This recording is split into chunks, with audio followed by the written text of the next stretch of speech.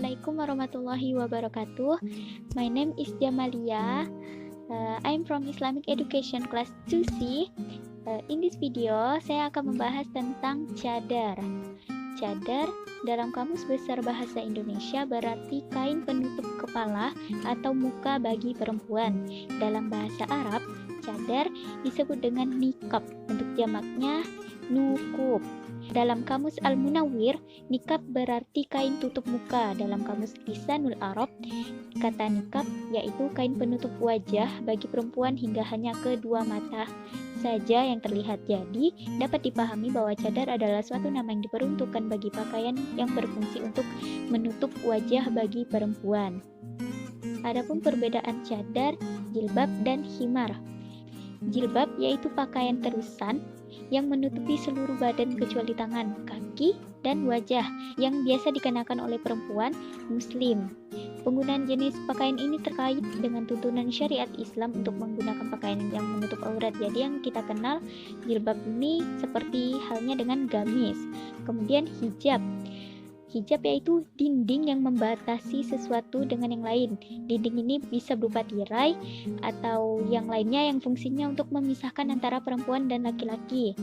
Di kalangan masyarakat khususnya muslim menyebutnya sebagai pakaian untuk perempuan muslim yang sesuai dengan syariat dan menyebut penyandangnya dengan kaum muhajabah atau perempuan yang mengenakan hijab.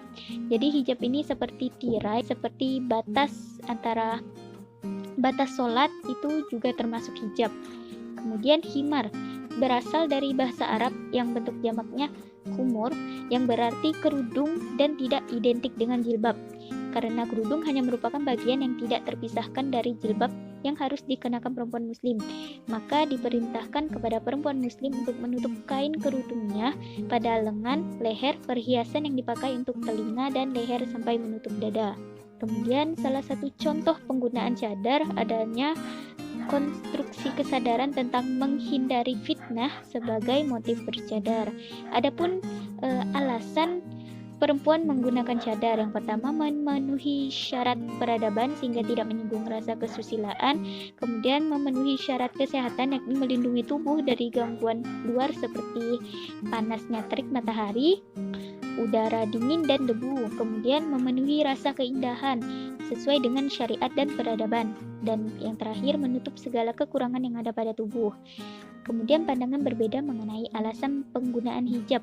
Yang pertama untuk melindungi secara lebih baik nilai-nilai sosial terhadap upaya-upaya busuk yang menjadikan wanita sebagai objek tontonan, dan kemudian dengan memperhatikan hijab Islam, perbuatan-perbuatan kotor dan tidak terpuji dapat dikendalikan. Kemudian dengan memakai hijab Islam akan memberikan ketenangan lahir dan batin karena akan terbebas dari gangguan. Kemudian wanita bercadar seringkali identik dengan orang Arab atau Timur Tengah, padahal pemakaian cadar ini merupakan salah satu syariat Islam dan jelas ada hadis-hadisnya. Yang pertama, pendapat mazhab Hanafi. Wajah wanita bukanlah aurat, namun memakai cadar hukumnya sunnah atau dianjurkan dan menjadi wajib jika dikhawatirkan menimbulkan fitnah. Oleh Al-Imam Muhammad Alauddin berkata, seluruh badan wanita adalah aurat, kecuali wajah dan telapak tangan dalam, dan dalam satu riwayat juga telapak tangan luar. Demikian juga suaranya, namun bukan aurat jika di hadapan sesama wanita. Jika cenderung menimbulkan fitnah, dilarang menampakkan wajahnya di hadapan para lelaki. Ad-Dur Al-Muntaqah 81. Kemudian mazhab Maliki berpendapat bahwa wajah wanita bukanlah aurat, namun memakai cadar hukumnya sunnah atau dianjurkan dan menjadi wajib jika berpendapat seluruh tubuh wanita adalah aurat. Az-Zarqani berkata, aurat wanita di depan lelaki muslim ajnabi adalah seluruh tubuh selain wajah dan telapak tangan. Bahkan suara indahnya juga aurat. Sedangkan wajah, telapak tangan luar dan dalam boleh dinampakkan dan dilihat oleh lelaki walaupun wanita tersebut masih muda, baik sekedar melihat ataupun untuk tujuan pengobatan. Kecuali jika dikhawatirkan timbul fitnah atau lelaki melihat wanita untuk berlezat-lezat atau dengan penuh syahwat, maka hukumnya haram, sebagaimana haramnya melihat amrot. Hal ini juga diungkapkan oleh Al-Fakihani dan Al-Qolshani. Syarh Mukhtasar Khalil 176. Kemudian adapun pendapat mazhab Syafi'i, aurat wanita di depan lelaki ajnabi atau bukan mahram adalah seluruh tubuh, sehingga mereka mewajibkan wanita memakai cadar di hadapan lelaki ajnabi. Inilah pendapat mu'tamad mazhab Syafi'i.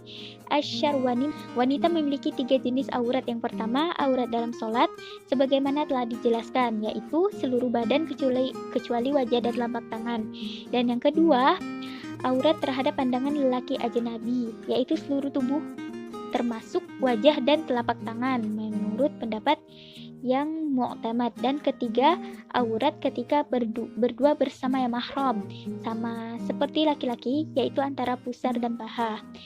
Hasyiah Asy-Syarwani ala Tuhfatul Muhtaj 2/112. Kemudian mazhab Hambali, Imam Ahmad bin Hambal berkata, setiap bagian tubuh wanita adalah aurat termasuk pula kukunya.